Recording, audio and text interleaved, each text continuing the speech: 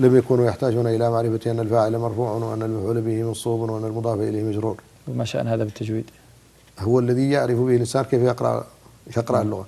لكن بعد أن أصبح كل شيء بالتلقي يحتاج الإنسان إلى معرفة مخارج الحروف ومعرفة صفاتها ومعرفة الوقف والابتداء. هذا أخطر شيء. أنت الآن ما تصلي خلف الإمام إلا قلت هذا من الذين جعلوا القرآن كالذي حصل أمس. نعم، يقول لك هذا من الذين جعلوا القرآن عضينا لأنه يقف في غير موقف.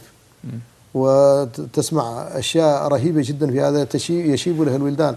أنا مرة أصلي وراء إمام يقرأ بسورة الأعلى، نعم، فيقول بل تؤثرون الحياة الدنيا والآخرة، لا حول ولا قوة إلا بالله، ثم يبتدئ ويقول خير وأبقى. عجيب. نعم. هذا عجب من الذين نقلوه، قال وتركنا يوسف عند متاعنا فأكله.